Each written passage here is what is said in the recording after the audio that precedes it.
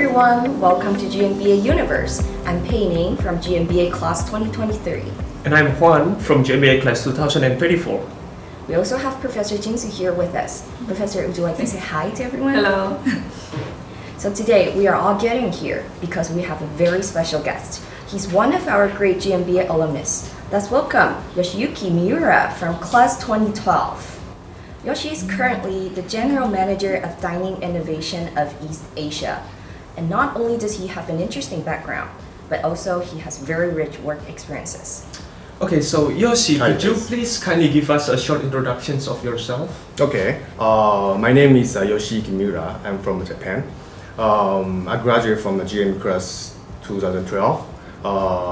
So after graduation, I've been working for almost 10 years after that. So today it's my pleasure to share my experience with you guys. I hope my experience can give you guys a good perspective of the career. Thank you so much for your introduction, and also thank you for joining us today. We can't wait to hear your sharing. Yep. Okay, to learn more about your both GMBA and work experience and career, we have prepared several questions. Okay, so Yeah, sure. First, when you considered and applied for our GMBA program, Yep. What was the future career path you envisioned for yourself? So what did you think like? I still clearly remember at the time. First of all, I see the potential, the market in East Asia. So I was thinking, okay, to build my career for the East Asia market, then I go for the study in Taiwan. The second is for the future. My career vision was to work in the international company.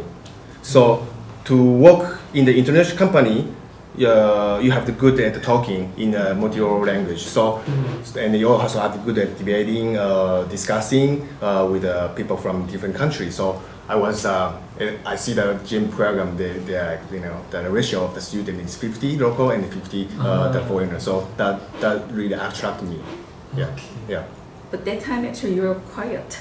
Quiet. Right? Yeah, we used to call you Yoshi, and yeah, I remember you're smiling, but I don't remember your voice at that time. Because you asked me very difficult questions. So I was no. Okay. Yeah. So you say that during your time in the GMBA program, you learned a lot from the interaction with your classmates. Yes, I do. Yeah. And could you also share with us how those interactions helped you in the future to come? Okay. At the time, I was just working hard to catch up the classes. so I never thought that those experiences, discussing with the student will be later be your experience.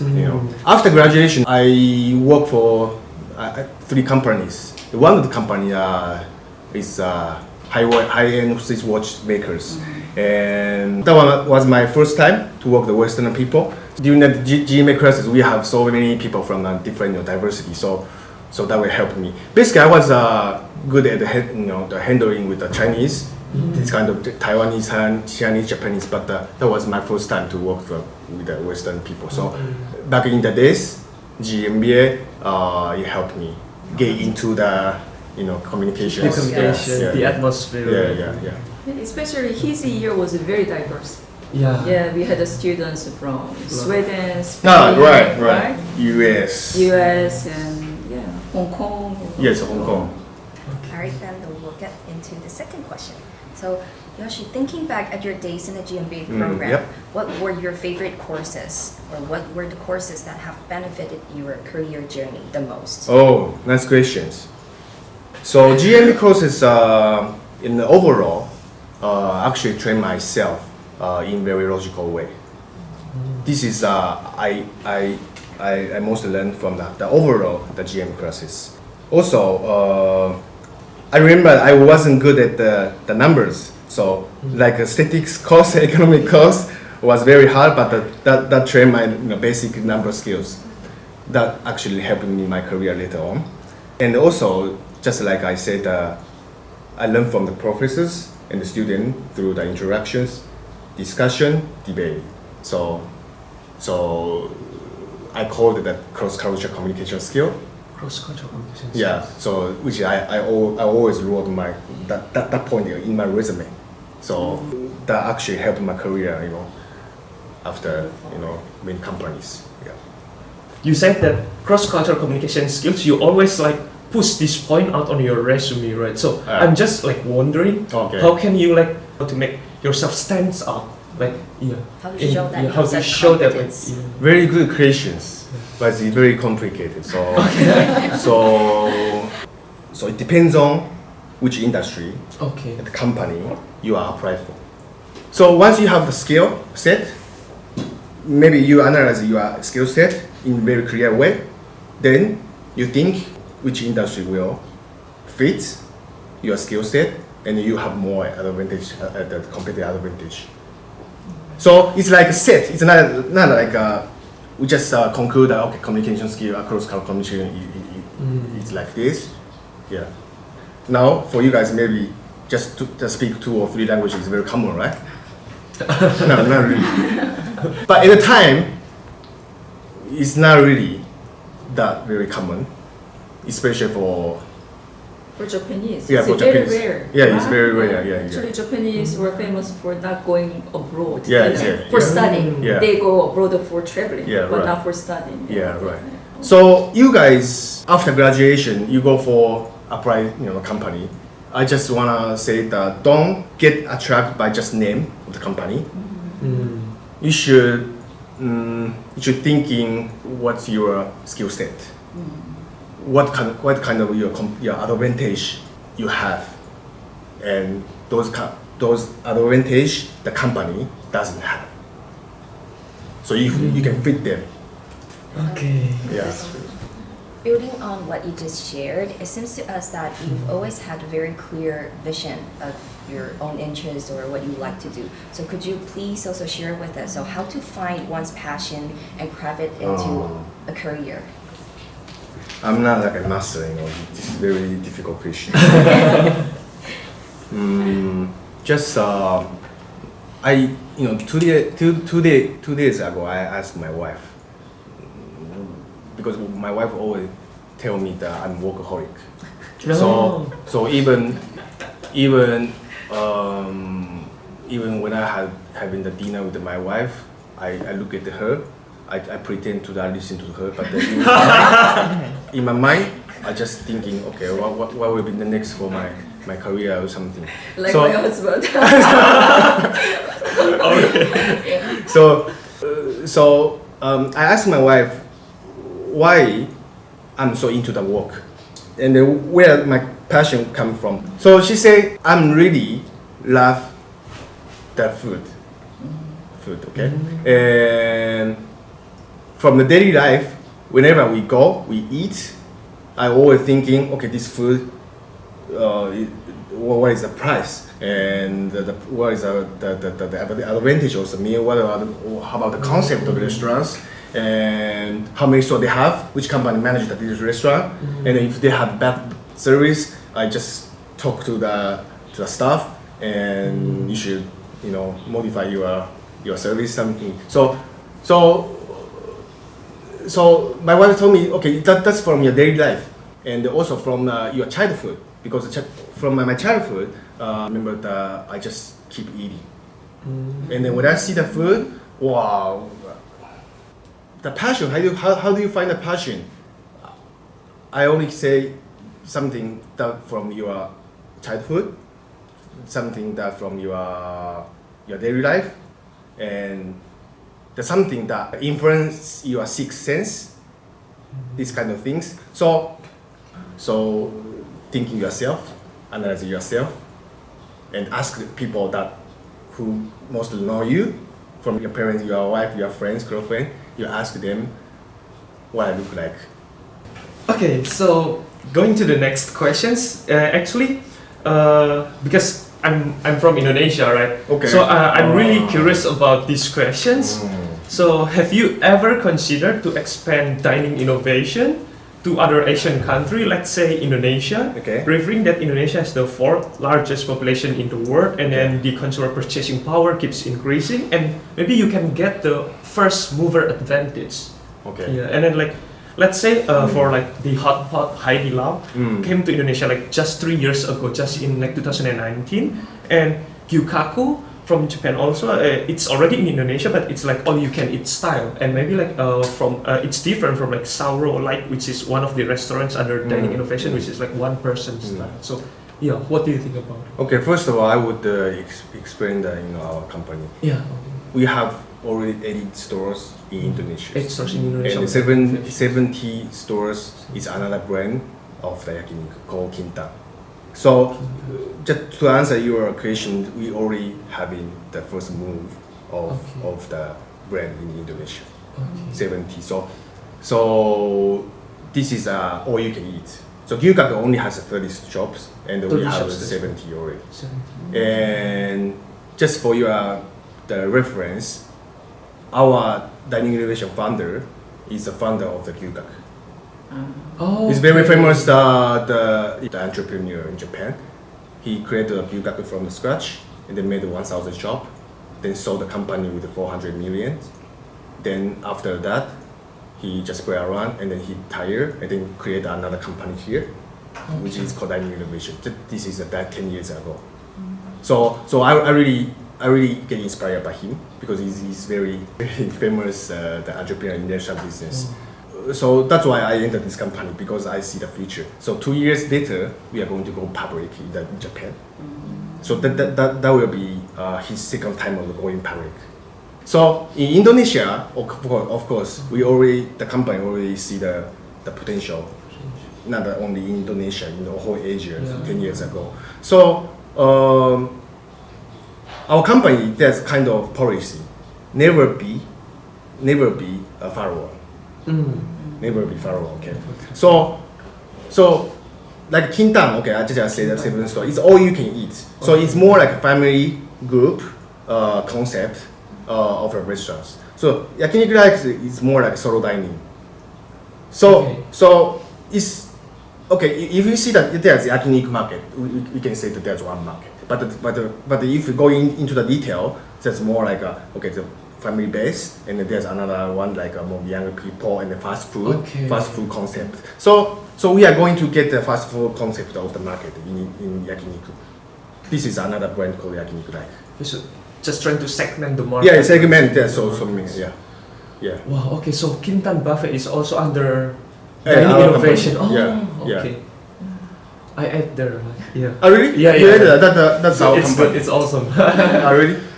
Okay. Wow. But that's very interesting because Koreans also love barbecue. Yeah, so yeah. Yakiniku is a barbecue. It's from invented by the Korea. It's very difficult to say, but Yeah. for us, this yakiniku or barbecue is for having meal together with the others. Yeah. But your company is about solo dining, right? Yeah. That's why I was wow. This is our founder is called Nishiyama-san. Yeah, Nishiyama-san. Wow, he's very innovative. How can you come up with the Exactly. Yeah. Okay, the concept that's good. But why we are doing good? Because the world is changing. The world is changing, especially yakiniku like in the metropolitan city is popular. Like you guys probably have the same kind of sense. Easy dinner. That's right. Easy dinner, but fulfill your appetite. Easy and casual, stylish. Right? Yeah, So that's right. for the restaurant business, okay, the tasting good is very common. The next of the innovation is design and the concept. Yeah. But in the real business world, yakiniku is solo dining, right? I can say it's not doing good in China. Oh, wow.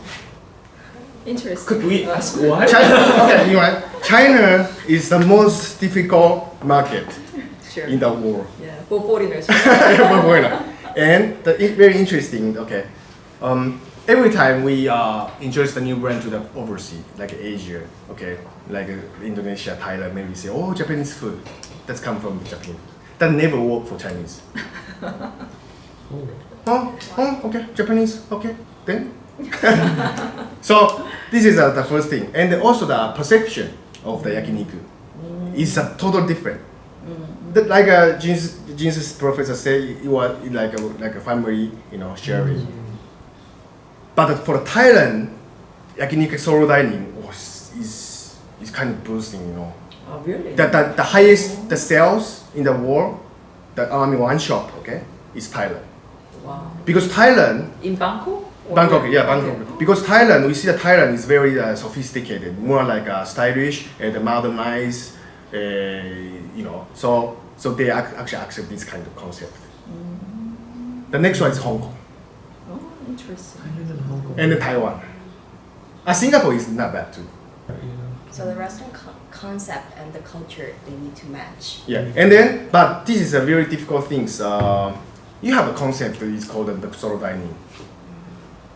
But if you change to the just family, then your brand, your concept is very not clear. So how do you adjust?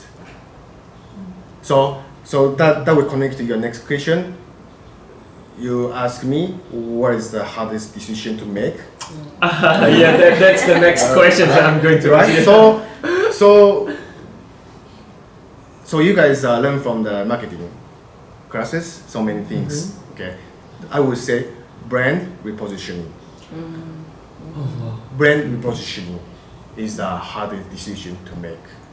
To make the brand repositioning, you have to make your value propositions very clearly. Okay, so brand repositioning, which means like you have this kind of brand already, but maybe you need to adapt because of the dynamic world, so you need to reposition that brand, right? Yeah. Okay, yeah, of course, that's the hardest one. Just take example our brand value is tasty and fast and quick. Quick and value. Okay. That's it's more like the fast food concept. We take out the logo and we make the casual yakiniku restaurants. Casual. Still value for money, but usually gyugaku tastes like they say $100. Okay. Then our casual yakiniku restaurant is like half of the price range. So you can go with the friends with more casual. And usually yakiniku for you more like a fancy food, right? Maybe once a week or once a month something. But casual make it like a daily usage. Yeah. So this is we are doing the adjustment right now. The brand. China is kind of same, but it's still different from the Indonesia. Like China, okay, because we are casual. Yakiniku restaurant, right? So you use our decoration is more like young, young and then simple. China, what's this? Oh. I want to use the black, like decorations, and make the red meat more. Yeah, and they prefer the thick, the meat. Thick meat. A lot of seafood. Like this. That what they see the value for barbecue. Okay. So it's really connected with the culture, right? Like Yeah, different people, different Yeah. preference. Yeah. Target market. Target. I mean, we have many first-year students here. I mean, this is exactly the concept you are going to learn next semester in the business development class, right? Yes. Marketing? It sounds very familiar. No, we Oh, have really? a Business course for the development. business development for startups. I mean, Oh, really? Yeah, Okay. we didn't have that course in your year, but now we have that course, Oh, which okay. is really about the positioning between product and market. Wow. Oh, really? Yeah, create some approximate business model canvas. Yeah. Okay. Whoa. Nice class. So maybe for the class startup, I still feel instead of making plan, the most important is adjustment. Adjustment. Adjustments. Wow, okay. Adjustment. So that's what we are doing right now for each market adjustment. So our group CEO always told us our strength is adjustment of the Japanese restaurant in Asia market. So we have international team to make adjustment. But that's very interesting for me because the Japanese are known for keeping original concept. Yeah, right. For a long yeah, time, right? that's why most of them fail. Oh, I Okay, see. okay, wow. Yeah, that's why most of them fail. Because the trends keep changing, right? The trends, so you need to adjust to follow the trends. Yeah, right? yeah. Okay. So with that, you mentioned that you need to segment the market, rebrand, or say that your company's policy is not to be a follower. So with that, like all of us know that like now the trends are like changing quarterly or you can say Yeah. like on a daily basis. Yeah. So exactly how do you identify opportunities and the potentials in a business since it's all fast moving and changing? Yeah, let me explain some points. I just took a memo. Just like I said, first of all, the population structures Population structure. for the restaurant business is very important. And then each country religious and eating habit Okay, of course. and perception to the Japanese food in general. Okay, got it. Yeah. So this is so you have to find you have to analyze the structures. The last one, this is very interesting. Is a strong business partner in local. Our business partner in Hong Kong, China, and Thailand is you guys know the Maximum Group. Maximum Group, I heard about it. It's a biggest restaurant chain in Hong Kong. Oh. And then they just bought Starbucks in Thailand. The whole Starbucks they bought. So they are our business partner. They are in charge of China, Hong Kong, Thailand, and now in Singapore. Okay. Yeah, so business partner is very important. And this is very interesting that I would share with like you. Okay, once you have a good business partners, the business idea will come up a lot that you cannot imagine. Like Maximum Group told us that okay, they wanna do solo hot pot. So they consult with us, and then we have the hot pot in Japan, the brand. So we gonna adjust the brand to the solo. Yeah. So business in the real business, I learned from this kind of high executive officers. They the group. A lot of business they actually come from their relationship. 关系. Yeah. So Yeah. So how do you keep or develop your 关系? Yeah. So How do you do that? drinking. Drinking? Okay. This is the takeaways. Drinking. And then, this is like maybe good point of view. Like Jin's professor said, Japanese usually very insist their way, and when they experience the overseas, they insist so many things to the local company. In our company, our policy never do that. We see the equal. This is your attitude to work with the local partner. It's not like a brand holder, it's higher than franchise. We have an attitude that we build the brand together because we never know each market. You know better, so we build together. We are good at the developing product, we are good at the making the concept, but for the local management, how you adjust is your strength. That's right. So you build together. Local business. That's why we have this kind of attitude to talk with each other. That's why we build a good relationship. That's right. Yeah, it's not only drinking, okay? there's a key of success. How do you address the Okay. Flexibility. yeah Flexibility. flexibility yes. So you mentioned that COVID. So as we have all seen that the outbreak of the pandemic inflicted a very huge impact on the world and probably also on the service industry. So did it impact your like dining innovation? And if it did, then how did you guys bounce back and make adjustments? Very wise question. Okay. Our yakiniku like solo dining. We founded this brand from 2018 because COVID coming. The restaurant still doing good because it's solo dining. So now we still thinking, okay, maybe there's another pandemic come, we still make a few brands that can be still surviving in the pandemic. Okay, so I think this is the last questions. So what is your take on the future of the restaurant industry? So maybe like the trends or the evolutions which you need to make to adjust to the world. You guys eat by yourself, right?